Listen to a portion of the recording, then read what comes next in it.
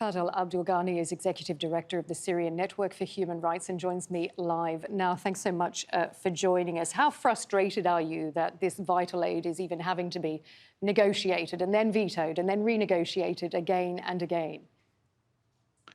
This is like totally frustrated if we know that the UN Security Council issued 10 resolutions just for the renew and the mechanism, the aid mechanism in cross-border.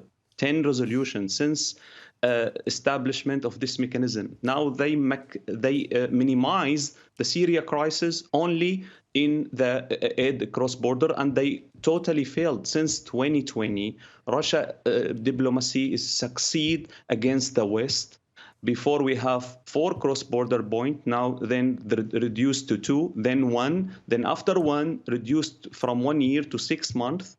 Then now again, Russia put in order to renew for 6 months another term. Before the previous term was to allow the aid coming from the regime territories to the opposition area. And the regime, as we all know, they based on the investigation, Human Rights Watch report, Amnesty, Syrian Network for Human Rights report, that the regime looting the vast majorities of the UN aid.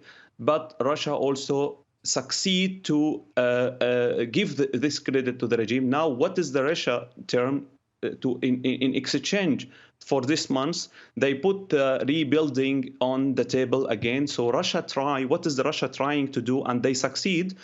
Try to rehabilitate the regime from this narrow point, the aid cross-border mechanism.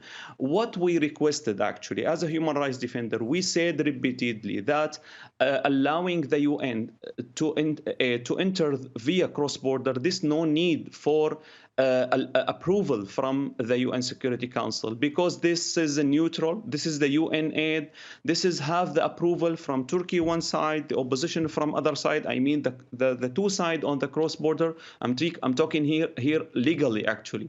The UN didn't take these steps. None also the West or the UN take any steps against Russia since 2020. Russia is determined to actually move ahead in this decision. And let me add. Do you think that Russia is holding the UN Security Council hostage with its veto, as the US officials were saying? Do you agree with that?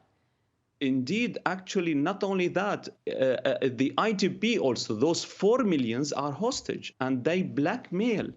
In order to overcome this blackmail, the West did nothing. And I'm telling that if Russia is not engaged in the Ukraine, they will be more like aggressive in the UN rather than now. What we saw, actually, we saw effective Russia diplomacy.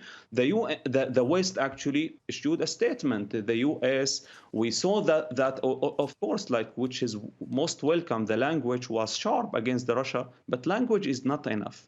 We need like further step meaning like as I mentioned, allow those aid to enter, even if the Russia use the veto. Also, other steps can be taken, like reduce the aid or like distribute the aid, not only from the UN, but also provide the aid to international organization or local organization. Those are allowed to enter. No need for approval from the UN Security Council.